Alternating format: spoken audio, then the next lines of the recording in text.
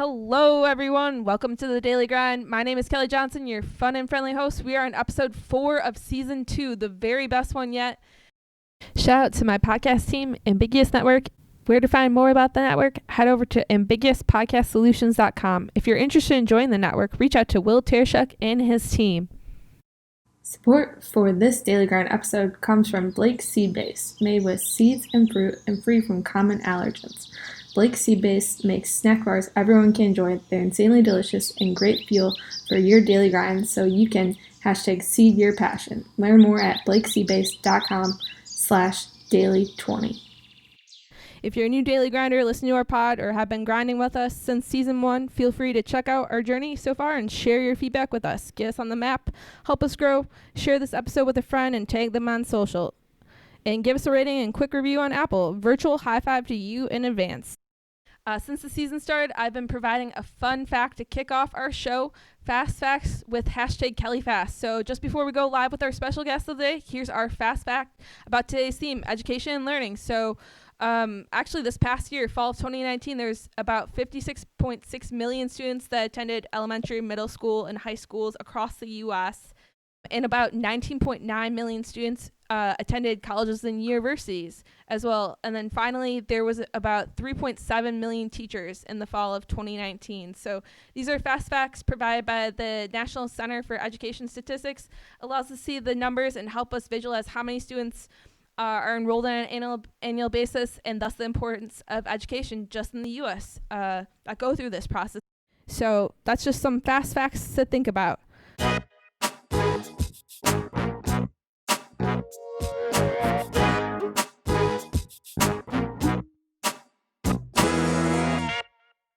So speaking of education professionals, let me introduce you to Sangay Sirleaf Gaskin. She is a professional learning specialist and founder and director of Sirleif, an independent consulting joint venture serving the needs of clients in education, from strategic planning and organizational effectiveness to program design and management. So she currently lives and works in San Francisco, California with her husband. So welcome. Thank you. I'm really excited to be here. Yeah, participate in this. Yeah, I'm excited to have you on the show. It's crazy. We were just talking off air about our good old college days, and I'm glad to fast forward to today. It hasn't been too long. We're not that old. So yeah, let's learn a little bit more about you. Sangay, do you want to tell us who you are, where you're from, and what you do? Yeah, so I'm Sangay. I'm originally from Milwaukee, Wisconsin, and I went to the University of Wisconsin-Madison, actually, with Kelly. That's how we met. We worked together briefly, I think, for maybe like a year or two. Honestly, it feels like it was a long time ago, and so I don't remember, even though it has not been that long. And so after graduating from Madison, I got involved in education, and now I work as an independent contractor. I have my own consulting company, so that is really exciting. It's a brand new venture, and by brand new I mean less than a year old, brand new. So very much learning and growing as we go every day. Mm-hmm. That's great. Yeah, time flies when you're having fun, right? So I guess first and foremost, Sangay, how'd you become interested in education, the nonprofit sectors?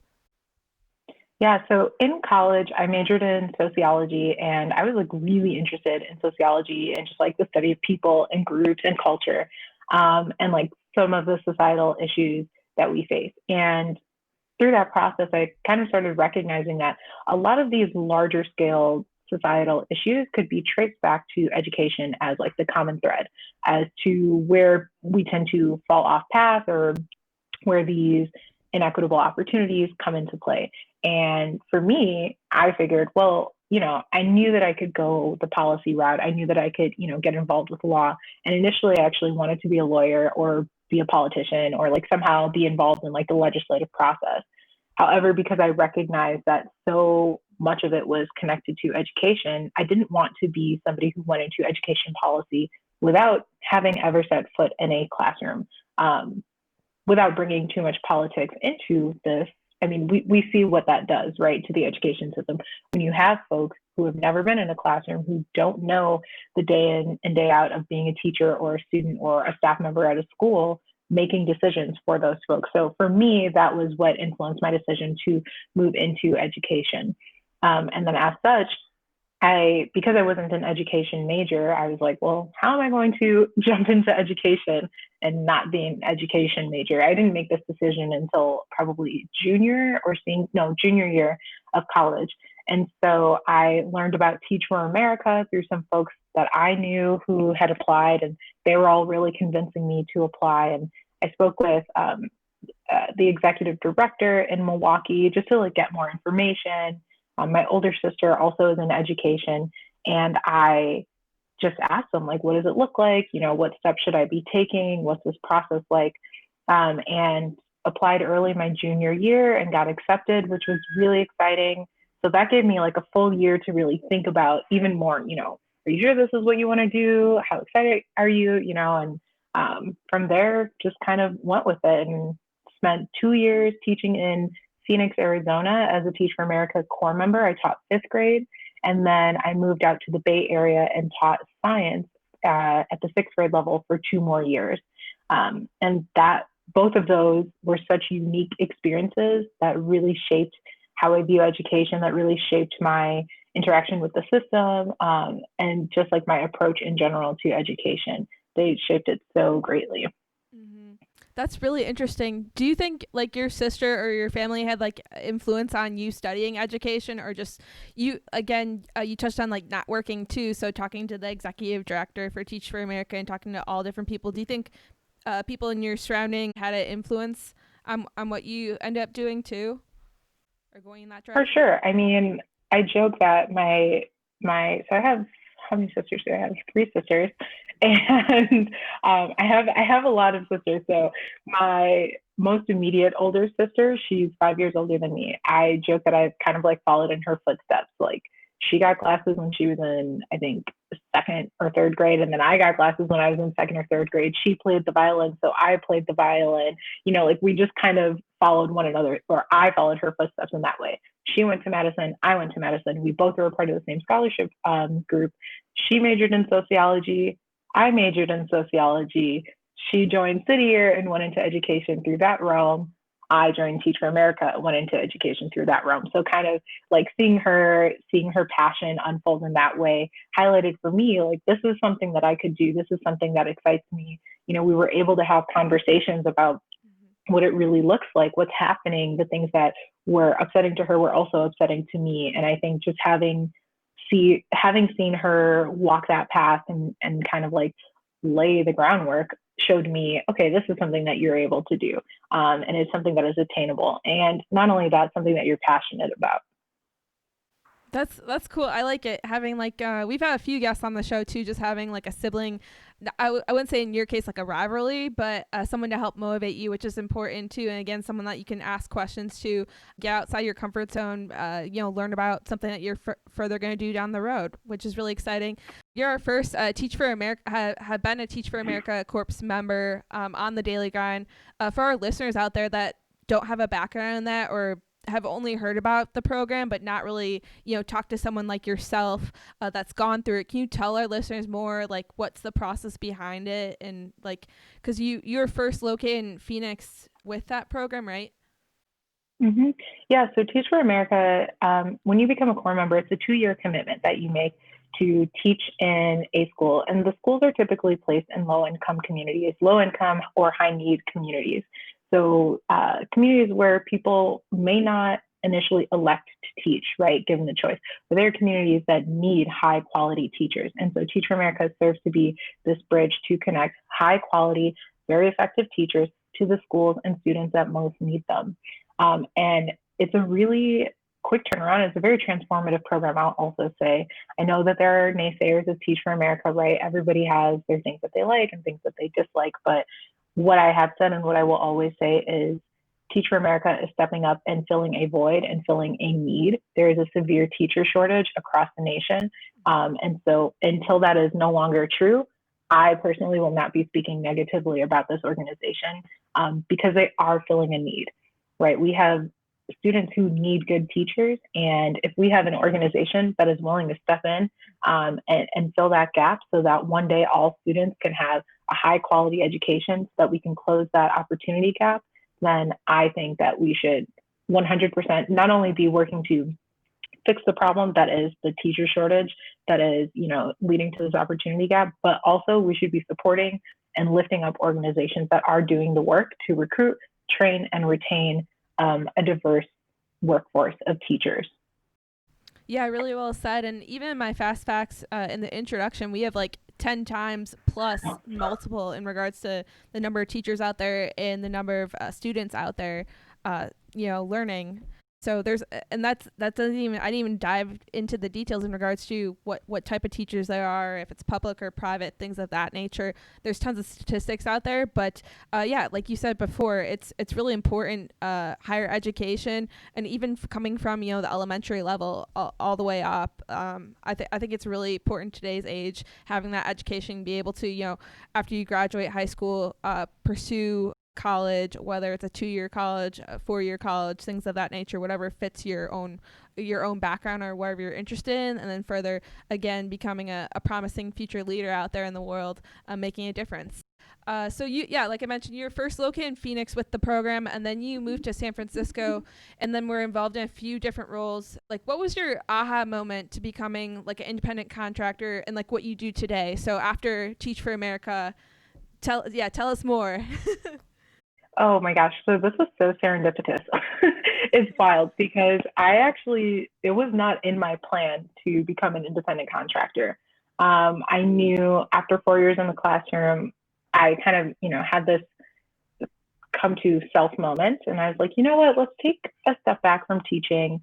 And because it's all that I had done since graduating. And so I really wanted to start exploring other pathways for myself just to see what else is available and see what else I might be interested in. And so I was planning on using this last school year, 2019-2020, to explore and just like see what I was interested in. And I shared this with a colleague. I was coaching track at the time. And so I shared this with a colleague at that track meet. And she mentioned to me that her school was looking for somebody to take on a consulting role in helping to build a program at their school to support the academic performance of a subgroup of students. And I was like, well, I mean, I could be interested in that. Tell me more, send me the details. I could be interested. I'm 100% wide open for the next school year. So why not? And so that's kind of how it fell into my lap, right? I was just open to opportunities, and I, had been praying on it for some time and just like asking for guidance, and also just asking like, is this the right choice for me to step out of the classroom? If this is the right choice, God, show me where I should be going next. And I truly believe that this was a godsend because, again, I prayed on it, and then somebody appeared in front of me and said, do you want to try this? And so it was outside of the classroom, but it was still education adjacent, which are some of the things that I was praying on. And it just happened to work out. So as a result, with this particular role at their school, they mentioned that it was an independent contractor role. And through that process, I decided, if I'm going to do this, I don't want to limit myself to just working with one school. I want the flexibility of building my own schedule, setting my own agenda for the work that I do. I don't want to be tied to a school-specific contract because that could be kind of limiting in terms of if I want to go in a different direction or if I decide I want to work with other schools, and just having the flexibility in scheduling to do those things. And so that was kind of what really drew me to being an independent contractor, because I learned, you have so much more flexibility and freedom to dictate what your day and your weeks and like the priorities that you have, what those look like. So that's why I got really excited about that. And as such, it has kind of grown. So I've worked with this school. That was my first client that I worked with over this last school year. And then I just kind of have started looking at other roles and other opportunities. I'm now working with another organization that I'm not going to name for obvious reasons. So I just took that on this summer. And then I also am working alongside Amplify, which is a science curriculum program. And so they build an online curriculum, not just in science, but also in ELA, which is really cool. It's pretty groundbreaking, but just working with them as a professional learning specialist. So helping other teachers and school leaders get on board with that particular program, learning how to use it, learning how to make it work best for their students. So really excited about that work, and just excited to see where things go, and as we continue into the next year. And that's kind of how Gasleaf ended up being born, because initially, as an independent contractor, you have a few options in terms of naming and like how you want to do all the back end like legal stuff and like payment stuff. And I spoke with my husband about it, and like, what do you think we should do? Should I just do like my name? Do you want to be involved in it? I mean, I'm the one who's doing the work, but like, I think it could be kind of cool if we did it together. And so my maiden name is Sirleif, and his last name is Gaskin. And I really wanted, when we got married, for us to combine our last names into Gasleaf, and he was like not for it at all. I don't understand why. I think it's a great last name, but he was not on board. And so that's why I ended up hyphenating my last name. So when this opportunity came up to create a company, I thought to myself, like, what better name than Gasleaf, right? It's something that we're doing together. It combines my two last names, and I just like the sound of it. It's unique. It doesn't really have any meaning aside from that's my last name. Yeah. But yeah. That's cool. It adds the personal touch, makes it really genuine. And again, too, you're like the only gas leaf company out there I know right now. You never know. Who knows? But yeah, that's really great stuff. I love that you building your own schedule. The difference between getting that first client and where you've grown today. Still working as a professional learning specialist with Amplify too, just how innovation and growth has, really spurred in this whole entire education realm, which is really important. And you're there to help out clients and, provide services that are essential to like daily business for things to continually move forward. Just for our listeners out there too that are not familiar with the education realm, Common Core and Net Generation Science Standards, like NGSS, you also have certifications and experience in that. Can you tell us more about? Yeah, so those are like the building blocks that we use when we're creating curriculum, and that's what learning objectives are built around. That's what students are tested on things like standardized tests. So like ACT, SAT, a standard is the skill that the student should learn by the time they reach a certain grade band. So Common Core is used for math and reading or literacy. So reading, writing, speaking, that sort of thing. And then NGSS, Next Generation Science Standards, are used for science. So that's just how educators, curriculum companies know to create their tools so that we all have this common language for how we are measuring our students' growth. And that was actually developed as a means to close the opportunity gap a little bit more, because not we, I wasn't a part of this, but folks had noticed that, there were students in certain parts of the country that were outperforming because they were learning different standards. So for instance, some folks might have started doing algebra in like 8th grade, but then in another part of the country, they maybe didn't start until like 9th or 10th grade, which meant when you went to take your ACT your junior year, you didn't have as much experience or as much practice, so you would outperform your peers. So Common Core was a way to kind of say, okay, you know what? Everyone is going to have the opportunity to learn these specific standards in 8th grade. We're going to measure progress in 8th or 9th grade on whatever state test or national test. And this will give us a basis to make sure that we are, not holding any students behind. So like the No Child Left Behind Act are passed in that way. Yeah, that's really great to hear. I personally didn't know the definitions on those, but that's really important. Just I was going to ask too, like that's part of the metrics that are commonly measured in what you do at work. Yeah, at least on the academic side of things for students. That's what we look at that's what we use when we're looking at data for students and also for school performance. A lot of funding for schools comes from their performance on these standardized tests. So it's very important to know how to like understand these standards and not teach to the standards, not teach to the test, but really teach in such a way that your students are not regurgitating facts, but they are really deeply understanding it, because Common Core and Next Gen standards are constantly shifting away from like memorization and recall on testing, and more so to have this deep, comprehensive understanding of each particular topic. Because I don't know about you, but like it's one thing to cram for a test and then regurgitate the information on like a multiple choice test. But if somebody were to ask you to explain this theory or this topic, you might be like, I don't know what that is. So we're using this data to inform, and the standards are changing in order to make it so that students are not just cramming to regurgitate information, so they have a richer understanding of it.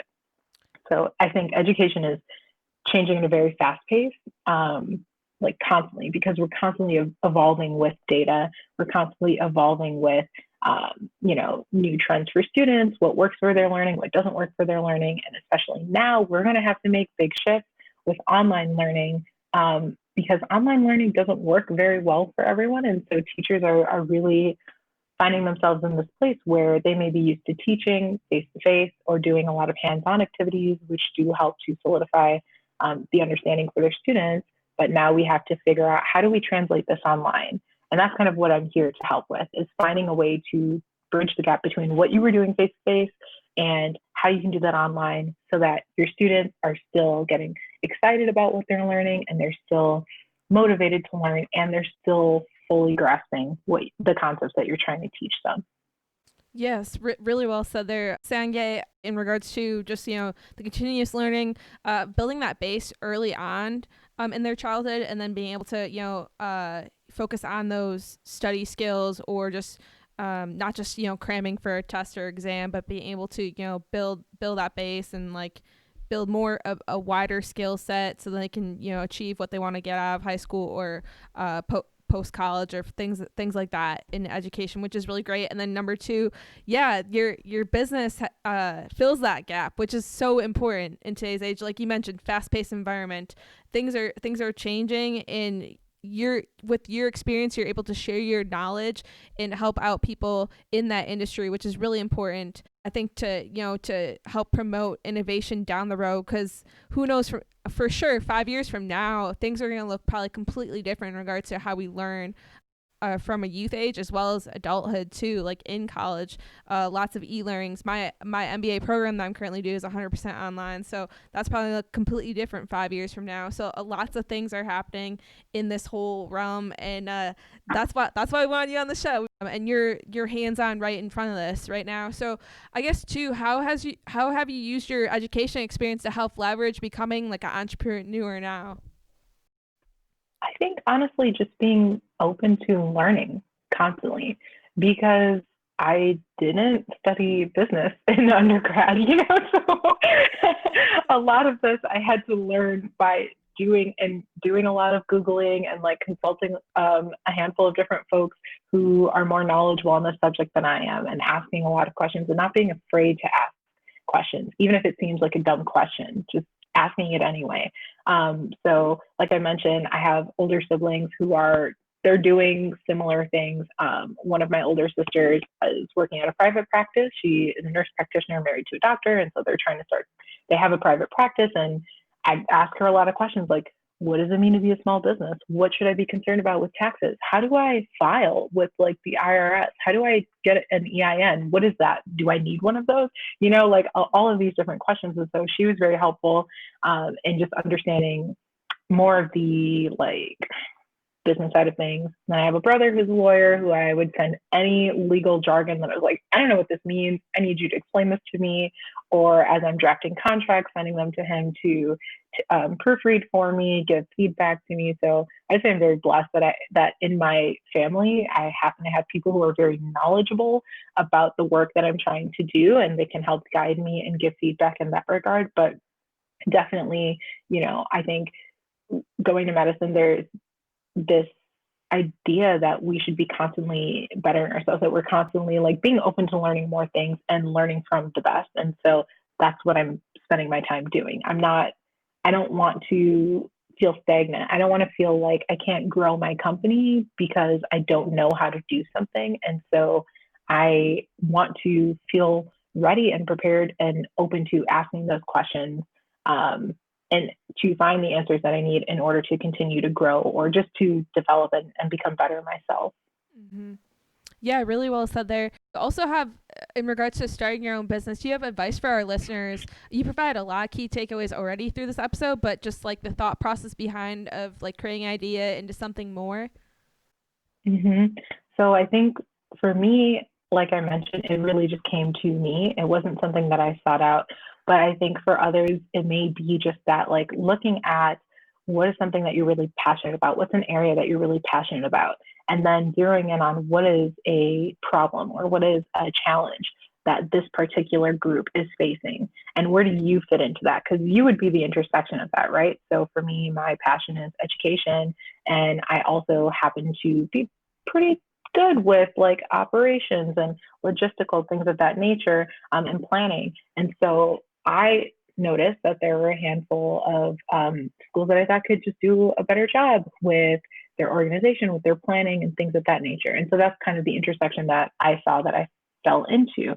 And for others, I would recommend starting there. What's something you're really passionate about, and what's something that you're really good at, and how can you kind of be the person in that little Venn diagram in the center there? Like where do you fit in the middle of that Venn diagram?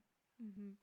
Yes, and then you mentioned earlier too. Let's say a listener out there doesn't have a strength, and they're not well. They don't know everything. They're not like the Albert Einstein of every single thing in the book of trades. But you can always ask other people. Know who your key network is, and if someone's good at this personal thing, build onto your team. Things like that. There's a lot of resources out there, whether it's people or materials or continuous learning opportunities. Lots of great stuff out in the world to help build on that, to help you continue with your passion and fill and meet the gaps of that challenge that you're looking to serve, basically. Mm-hmm.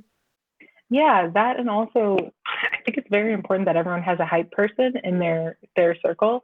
My best friend is that person for me. So whenever I was feeling like I don't know what I'm good at, and I said to her many times, I'm not good at anything. Like I don't have a skill to offer, and she'll respond with, here's a list of all the things that you are good at that other people have backed you up on. So, find your people who can hype you up, so to speak, in that way. Or after interviews that you're doing with folks, ask for those notes. Take notes during interviews, when you share your strengths, or as you're leaving a company or anyone that you work with, just ask them, like, what are some things that you think I'm really good at? What are some ways in which I've helped you in this role? What's something that I can work on for myself? How can I improve in this role? How can I be better? Because as you're taking that information, that feedback, you can then use it to better train yourself, to better prepare yourself for future situations. And also, it doesn't, it's kind of fun to look back on when you're having a rough day, to look at like all of the nice things that people have said about you in the past.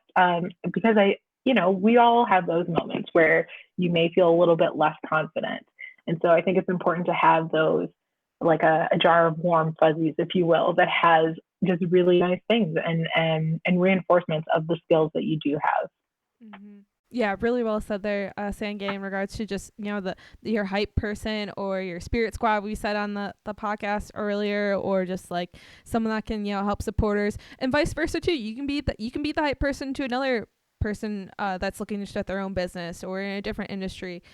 You can, vice versa, build off of one another. There's a lot of people out there that have a lot of similarities, and you never know who you'll run into. Mm-hmm. Definitely. So you talked about the meaning behind Gas Leaf. So what about the brand logo, like the branding? Tell us more. I'm curious. Okay, well, I think the most obvious thing is that there's a leaf, right? So because my last name is Sirleaf, I've always really liked leaves and vines, and just like the look of them. And the color scheme, I wanted something very clean, very minimal, but I still wanted some color, just not very bright color. And so green just happened to be very fitting. Black and white obviously are very minimal colors, very clean design. And so that's kind of what I went with in terms of color scheme. And I wanted something that could be broken down into like a really small icon if needed, but you would look at that and know exactly what it's for. So that's very much it. I would say my design process is pretty simple, nothing too complex there. I'm pretty literal when it comes to like gas leaf. I mean, I could have made it more literal and had like a gas can and a leaf next to one another, but I think that would have been a little off-putting for folks. Yeah, I think it helps tell the brand story in regards to, you have a sustainable approach to help serve your clients. Again, with that green, it promotes like, positivity, what you're looking to accomplish. For me, when I first looked at it too, just when you're talking about the different metrics for education and just how having the green, so meaning you're doing a really good job out there and helping your clients either meet their expectations or exceed them. So I think it's really well fit. Yeah, listeners out there, will definitely check out Sangay's website. We'll talk about more in the closing, where to find it and whatnot. But yeah, for sure, incredible job. Design looks amazing. Mm-hmm. Thanks, Kelly. I feel like you should be doing branding. You did such a better job of explaining that than I just did. You should just do my branding from now on. Yeah, maybe we'll talk offline. No. Well, I work with our marketing team, I guess, too much at Wilson right now. Who knows? Speaking of, I guess, your business and what you've done so far, can you share with us any recent success stories from working with schools and learning clients? I know you work with a variety of schools and student leaders and educators, but if you're able to share one, you don't have to mention names, obviously. Yeah. Okay. So one of my personal favorites, there's a student who was giving everyone in the school just a run for their money. She was challenging, is what she would be labeled, but I don't think she was that challenging. I think she was testing people to see, like, are you really about it?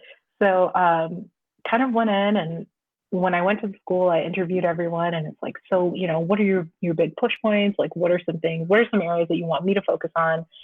Because as part of my work, particularly with working in schools, I never want to go into a place and put on my own idea of like how it should run.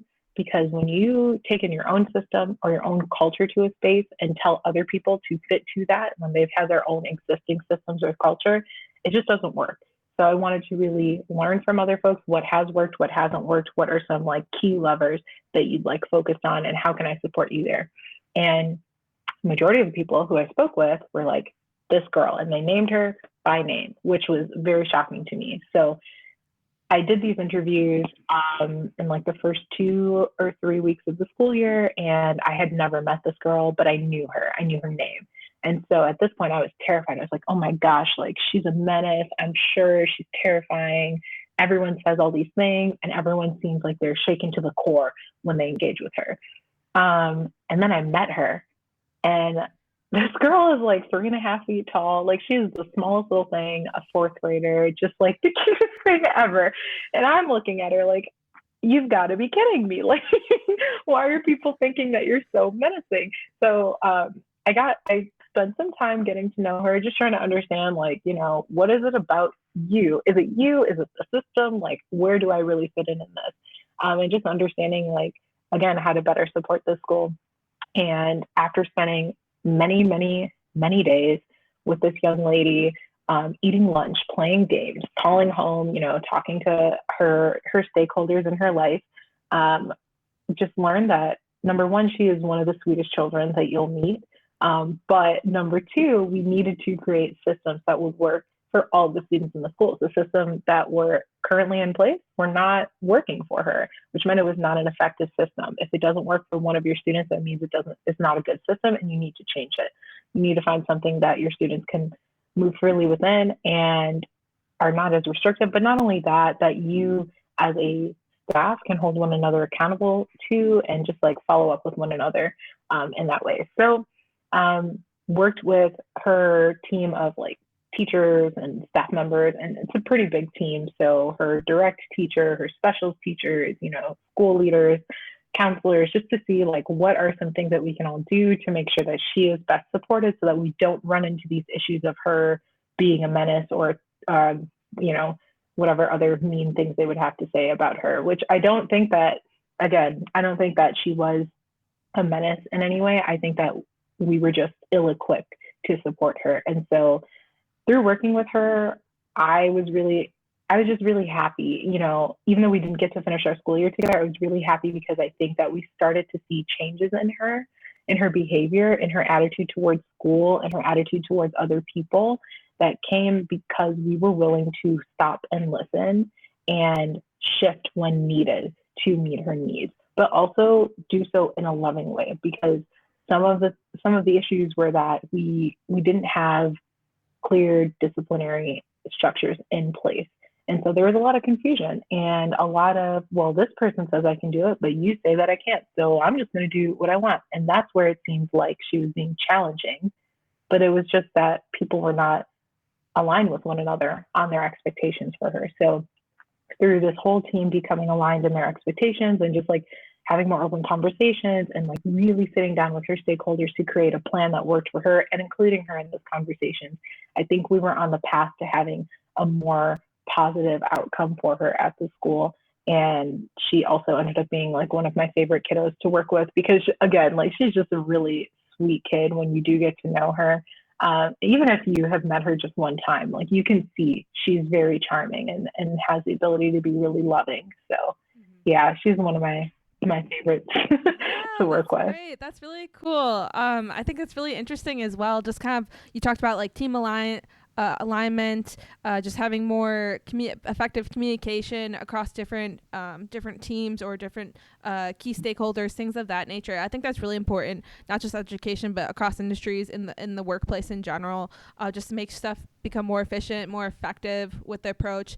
And like you mentioned too, she was labeled as challenging, but wasn't a challenging student in regards to there just wasn't something in place to help support her needs, which is really important. I think, again, that's where your business comes into play, your independent consulting in regards to help serve those needs, make sure, to dot the I's, cross the T's in regards to get the job done and make sure things move smoothly down the road. But yeah, speaking of down the road, so with schools or just with the current state of of the world right now, with e-learning become more of a hot topic right now, do you foresee stuff this fall changing in regards to in-person learning versus e-learning?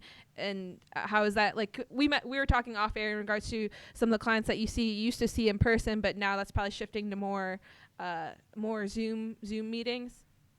Mm-hmm.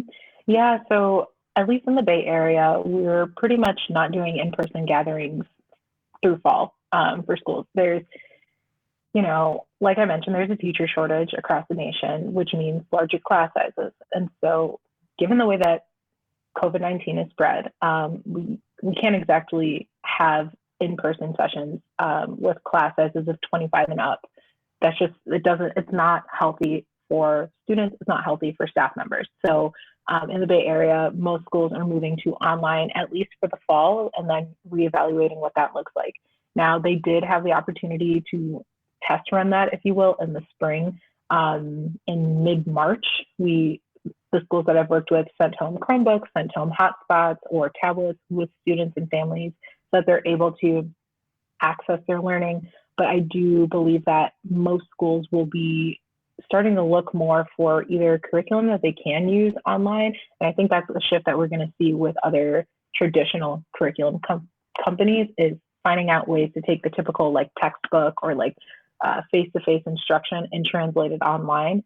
I think companies that were already mostly online are in a really great position because they've been preparing for this, right?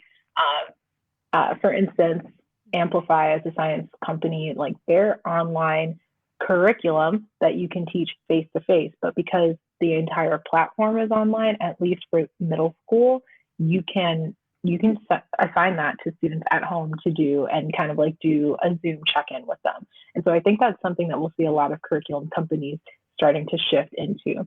What that means that some teachers may need some more support to learn these new programs, learning how to engage with them a little bit better, learning how to keep their students engaged. And then further on the school side, we're going to have to find ways to reach our least reached students, because there are so many inequities in our society. And it's pretty sad because housing inequity can lead to a student not receiving a high quality education, particularly if you are without permanent housing, or one of your stakeholders loses their job and so they cannot pay, whatever bills, or you're experiencing food insecurity. right? There are so many different things that can impact a student's day to day. So it's a lot to think about how schools will face this, but I think there's so much that we have to consider, not just how are we going to make sure that we're presenting this learning online, but how are we also going to show up for our families that are experiencing food insecurity, are experiencing homelessness? How are we going to make sure that those needs are being met? Because we know when those basic needs are not being met, then it's nearly impossible to focus in school. And we saw that when we were doing in-person learning. And something that I think a lot of folks don't realize is the physical building of schools plays a big role in a lot of students' lives, not just for the socialization aspect, but also for providing meals for students, for providing students a safe place to go during the day. So giving them access to books, to knowledge, to other resources, positive adult role models, counseling, social workers. Like, schools do a lot of work, and I think that that's something that we're going to have to learn. How do we make all of that translate online, or how do we connect our families to these resources so that they know where to go?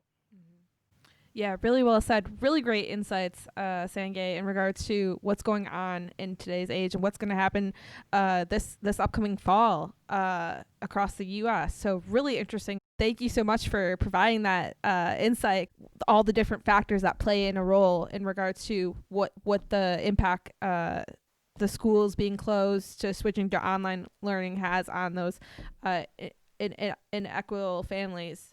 So yeah, we talked about your daily schedule. What's on your daily grind in the upcoming months later this year? A lot of just continuing to try to build and scale and hopefully grow my company. And by grow my company, I mean just like continuing to look for more opportunities to take on more ways that I can grow my skill set, to really put myself in front of folks. I'm excited to take on projects because, like I mentioned, I have a lot of flexibility, and so that means I can really choose what sort of projects I would like to work on. So if there are any projects that anyone is interested in or needs somebody else to take a look at, you can just reach out to me, and I'd love to do that. But yeah, definitely that's on the work related side. That's what's coming up in later weeks. But for the most part, just waiting and seeing what happens with the world. I think we're all in a waiting game. I'm not in a rush to go back to in person. I would rather make sure that we're all safe and have a vaccine in place before running back to the way things were. So I'm really comfortable with waiting it out and showing up for people in the best ways possible.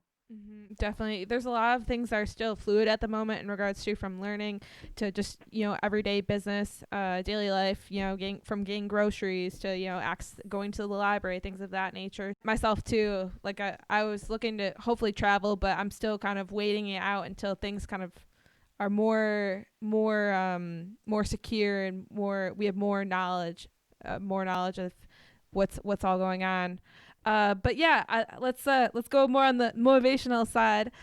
Sangay, you have a word of the day to motivate our listeners out there. I don't have a single word, but I do have a couple of phrases that I like that kind of help me.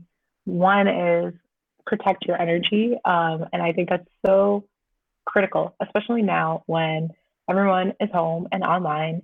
I think it can be really easy to have your time be taken advantage of, meaning people think that because you're home, because you have access to your computer or your phone, you should be online all the time, ready to work all the time.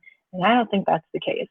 I think that we need to have clear boundaries for work time and lifetime, so having that clear work-life balance. But I think even more so, accepting the things that will best serve you in the moment and things that you can do well, and not taking on more than you can handle, or more than is necessary.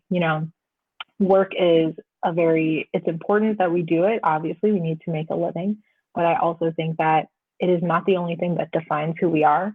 And so we need to, or at least for myself, I think it's important to separate yourself from your work sometimes. And that may look like protecting my downtime, protecting my alone time, saying no to things because it's going to take too much time, or even just, saying not at this time, because no does not have to mean not ever. It can just mean not right now. And I think more of us need to get comfortable with saying that. So protect your energy, your mental, your emotional, and your physical energy. Because at the end of the day, if you do not take care of those three things, you won't be able to work anyway. So let's make sure that we're putting in the work on the front end so that we can continue to do these things.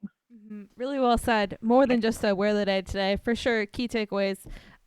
You hit them right on the head in regards to, you know, finding that balance, that work-life balance. Us daily grinders out there have a really busy schedule, and then on top of everything, shifting from working remotely or just not doing in-person meetings or communicating to each other. Definitely, it really adds on in regards to the amount of time you spend online. And I think it's really important too, just to have that balance is really important.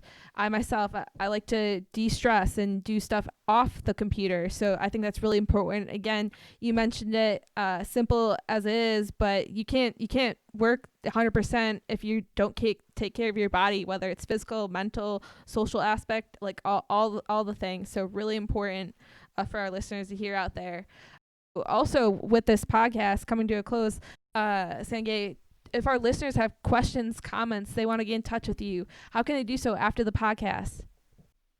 Yes, please go to my website. I worked really hard on it. So I would love if you would go and look at it, and you can drop me a line there. It's gasleaf.org. That's spelled GASLEAF as in Frank.org. And there's like a little comment section, or you can like write me an email. I would love to hear from people. If there is anyone who wants to chat, I'm open to chatting all the time. Wonderful. We'll put Sangay's website in today's show notes as always. Thank you for tuning in today's episode. A big thank you to Sangay for being on our podcast. Daily Grinders, we have an Instagram giveaway for the month of August. We are partnering with Blake Seabase. And just want to say thank you to our listeners, and for all you discovering our podcast, we are giving away a Blake Seabase snack bar prize pack and a $25 Visa gift card. Head over to our Instagram at KJF Daily Grind to enter the contest. Ways to find the Daily Grind. Follow us on Instagram at KJF Daily Grind and on Facebook as well. Check out our website at www.kjfwi.org. Feel free to follow your host, Kelly Fast, here on Instagram at Kelly J Lefty or on Twitter at Kelly J Lefty as well. Until next time, my name is Kelly Johnson. Have a great day. Thank you.